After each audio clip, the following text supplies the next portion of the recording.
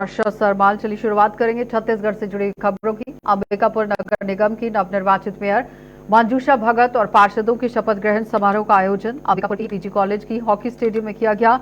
इस मौके पर मुख्यमंत्री विष्णुदेव साय, विधानसभा अध्यक्ष डॉक्टर रमन सिंह, कृषि मंत्री रामविचार नेताम सहित विधायक भी मौजूद रहे। सीएम ने सभी निर्वाचित जनप्रतिनिधियों को बधाई दी। मुख्यमंत्री ने मीडिया से चर्चा करते हुए कहा कि जनता ने हमारी सरकार पर भरोसा जताया है। मैं मुख्यमंत्री के नाते भरोसा दिलाता हूं कि मेयर और पार्षद जनता की विश्वास पर खरा उतरेंगे। अंबिकापुर नगर निगम के विकास की जिम्मेदारी हमारी सरकार निभाएगी। वहीं कांग्रेस पर निशाना साधते हुए कहा कि बीते 5 सालों में कांग्रेस ने अंबिकापुर का विकास नहीं किया। जनता ने उन पर विश्वास किया है, लेकिन वे उस पर खरे नहीं उतरे और यही वजह है कि कांग्रेस अपनी सही जगह पर अब पहुंच गई है।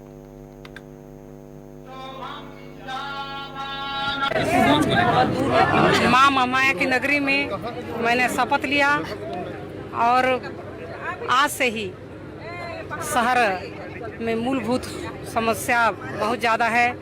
आज जल की समस्या तो है ही, लेकिन अब शहर के रोड के किनारे किनारे जो स्ट्रीट लाइट लगे हैं, अधिकतर लाइट 10 साल के कार्यकाल में लाइट तो एक ही नहीं दिखता है, सब अंधेरा अंधेरा दिखता है, बंद पड़े हैं। वो सबको प्राथमिक तौर पर अभी बैठूंगी तो सुधारने का निर्देश दूंगी और कोशिश करूंगी कि 15 दिन के अंदर सभी एरिया में पूरे लाइट जगमगाती हुई दिखेंगी, आपको कभी अंधेरा नहीं दिखेगा। और अभी भीषण गर्मी वर्तमान में आने वाला है, तो पानी की समस्या को तत्काल दूर करूंगी। ये छत्तीसगढ़ शासन का निर्णय है जो 31 बिंदुओं में है, जो जरूर होगा। ये सीएम साहब का था मैनिफेस्टो, ये काम तो जरूर होगा। इसके अलावा भी जो है वो अपने अंबिकापुर नगर निगम की समस्या को देख के अपना मांग रखा जाएगा, क्योंकि सेंट्रल में भी अपनी सरकार है, राज्य में भी सरकार है, तो विकास ही विकास दिखेगा, कहीं कोई कमी नहीं दिखेगा। नगर निगम अंबिकापुर का शपथ ग्रहण समारोह बड़ी भव्यता के साथ यहाँ पर संपन्न हुआ, जिसमें हम सब लोग साक्षी बने। हमारे प्रदेश के पूर्व मुख्यमंत्री और विधानसभा के अध्यक्ष आदरणीय डॉक्टर रमन सिंह जी, हमारे प्रदेश के मंत्री आदरणीय रामविचार नेताम जी, इस क्षेत्र के आदरणीय सांसद श्री चिंतामणि महाराज जी, सभी हमारे विधायकगण, हमारे संगठन के लोग की उपस्थिति में ये शपथ ग्रहण समारोह भव्यता के साथ संपन्न हुआ।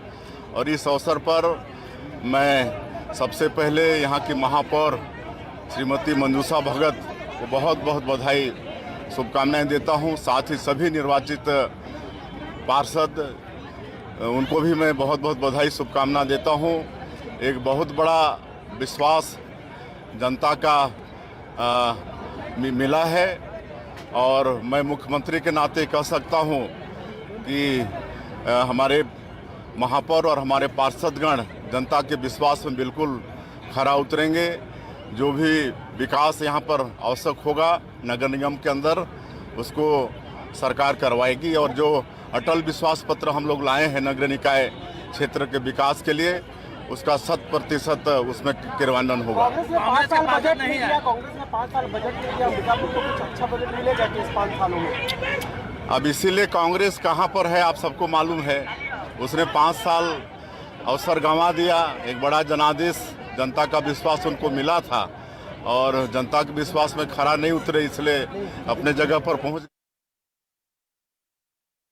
प्रदेश कांग्रेस कमेटी के निर्देश अनुसार परिवर्तन निदेशालय यानी कि ईडी की तानाशाही पर पूर्ण कार्यवाही और केंद्र की बीजेपी सरकार की नीतियों के विरोध में जिला शहर कांग्रेस कमेटी की तत्वाधान में पुतला दहन का कार्यक्रम किया गया। और कार्यक्रम को संबोधित करते हुए जिला कांग्रेस कमेटी के अध्यक्ष घनश्याम वर्मा ने ये कह दिया है कि जिस प्रकार की तानाशाही चल रही है नहीं चलेगी। आवाज को दबाने की कोशिश की जा रही है, विरोध किया जाएगा।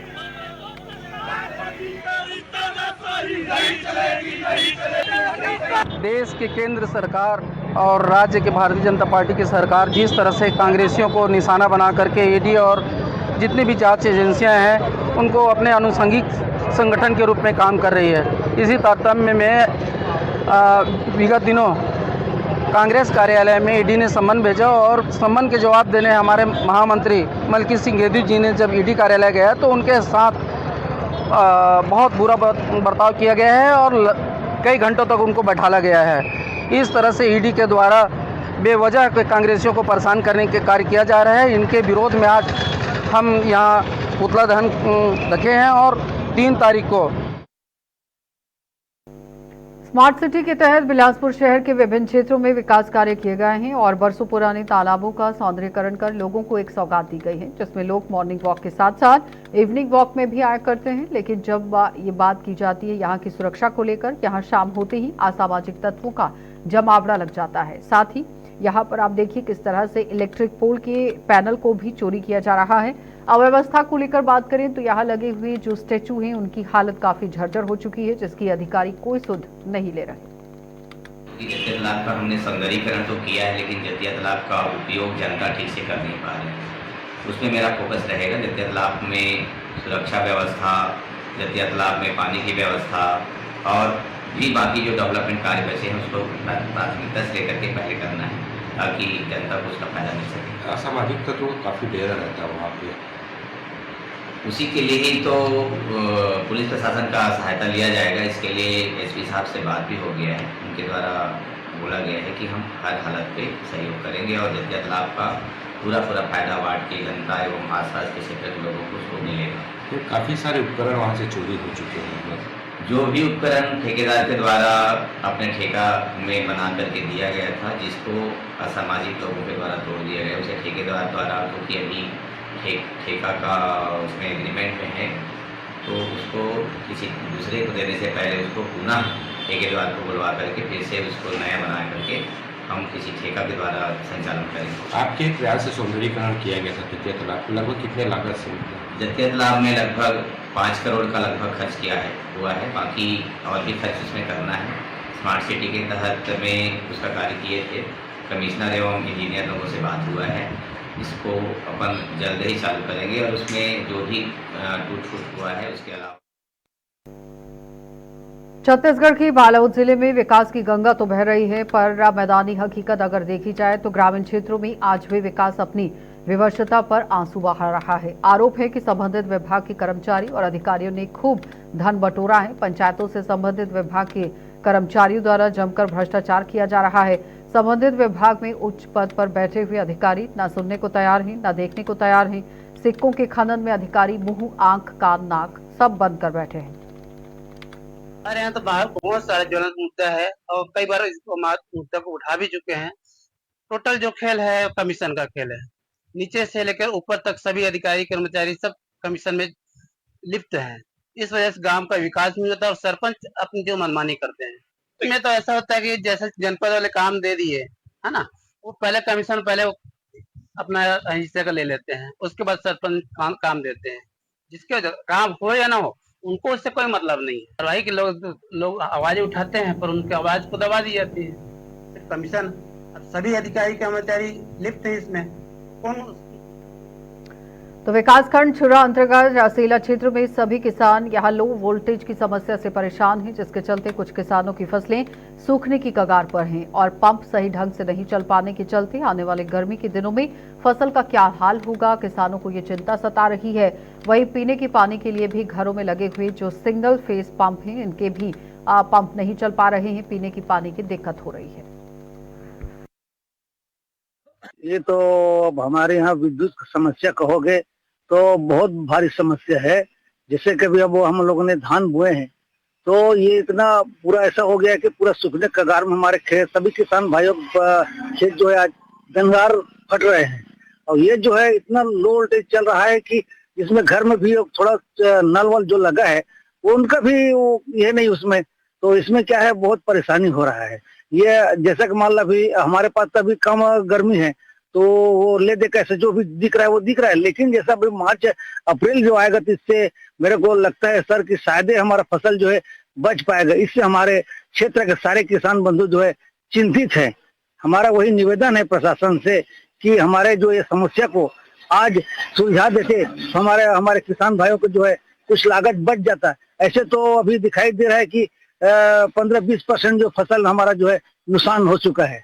अब इसमें अब हम लोग किसान इसी कारण बहुत चिंतित हैं। देखिए, पूरे प्रदेश में हो चाहे हमारे बिंद्रानगर की बात करूं, पूरा सब तरफ बिजली कटौती और लो वोल्टेज की समस्या लगातार बनी हुई है।